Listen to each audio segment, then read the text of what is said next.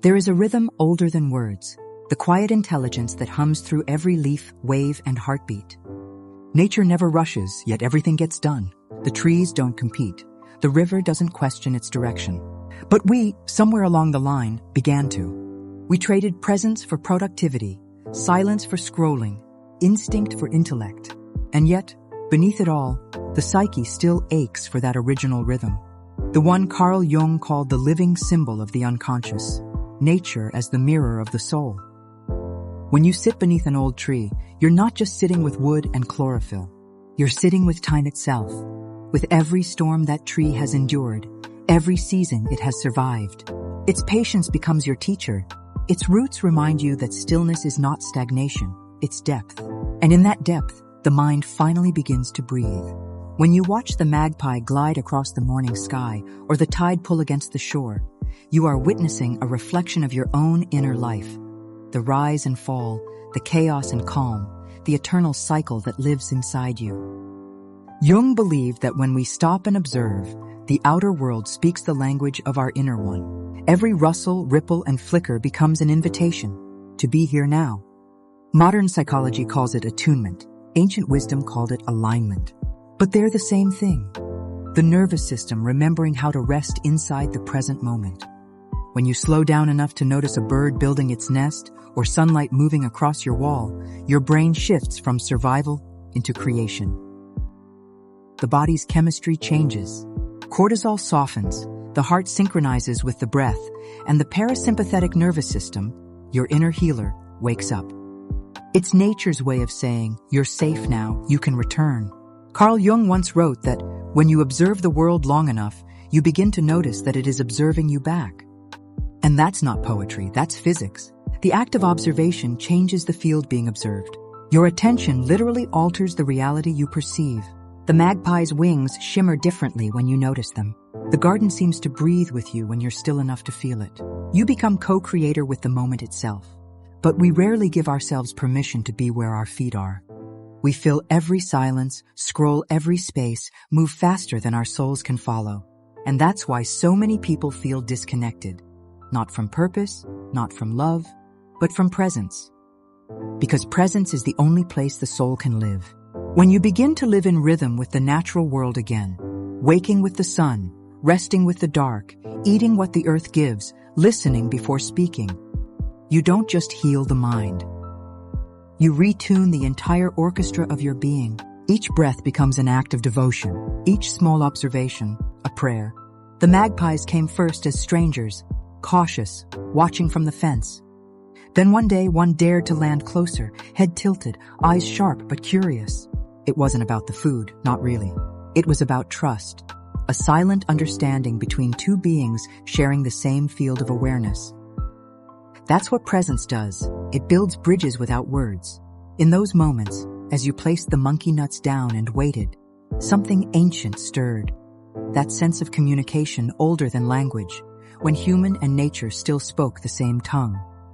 It wasn't you observing them. It was you being seen by them. And when they returned the next day, it wasn't coincidence. It was recognition. You had entered the rhythm of their world. The magpie became a mirror, showing you your own patience, your own curiosity, your own longing to connect without fear. Carl Jung said that what we see in nature is what we have forgotten in ourselves. The fox's quiet intelligence, the tree's endurance, the river's persistence, all are fragments of our own soul projected outward, waiting to be remembered. That's why stillness feels sacred, because it reconnects you to the living psyche of the world. And when you slow down enough to notice these patterns, the way the light shifts before rain, the way animals sense your energy before your words, you begin to realize that nature isn't outside you. It is you. Your heartbeat is the same rhythm that moves the tide. Your breath carries the same wind that shakes the leaves. Every time you return to the present moment, you step back into the great conversation between spirit and earth. One that never stopped speaking. We just forgot how to listen. Have you ever noticed how time disappears when you're fully here? When your attention stops chasing the clock and suddenly hours feel like minutes? That's not illusion. That's the flow state. Psychologists call it temporal dilation, the brain's chemistry shifting into a state of deep coherence. It's what happens when awareness and action become one seamless movement. No overthinking, no resistance, just being. In those moments, your prefrontal cortex, the part that worries, plans, judges, goes quiet. The mind steps aside and lets life drive for a while. The body releases dopamine and endorphins. Time slows, and consciousness expands beyond the narrow tunnel of survival. You enter the same rhythm that dancers, monks, and artists have known for centuries, the rhythm of the eternal now. Carl Jung hinted at this through his concept of synchronicity, meaningful coincidences that occur when the inner world aligns with the outer. When you're truly present, these moments multiply. You think of someone and they call. You ask a question, and the answer appears in the world around you. It's not magic, it's resonance. When your energy harmonizes with the field around you, life stops being random and starts being responsive. In the flow of presence, time doesn't pass. It unfolds. Every second becomes complete within itself. There's no rush, no past to regret, no future to chase, only the luminous hum of existence itself. And that's where healing begins. Not in what you do, but in how deeply you allow yourself to be here. That's why people who spend time in nature often say they feel recharged. Because in truth, they're not escaping life. They're finally meeting it. There's an intelligence in the natural world that never forgets what balance feels like. The moon pulls the tide, the seasons turn, the forest breathes in perfect rhythm, and not once does it doubt itself. Maybe that's what we've lost. Not knowledge, not faith, but rhythm. The simple, sacred rhythm of being alive. We were not built for constant acceleration. We were designed to move like the earth, to grow, rest, release, and begin again. The modern world calls stillness unproductive, but nature calls it essential. Because even the soil needs silence before it can bloom again. And so do you. Jung believed that when the outer world falls into chaos, it is because the collective psyche has lost touch with its own nature. And you can see it everywhere. Anxiety rising, attention shattered, hearts disconnected from the ground beneath them. But healing begins one heartbeat at a time. One breath that says, I am here now. One step taken in rhythm with the earth instead of against it. Presence is not the absence of motion. It's the return of meaning.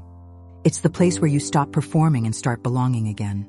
It's where the magpie no longer flies away because it knows you've remembered how to listen.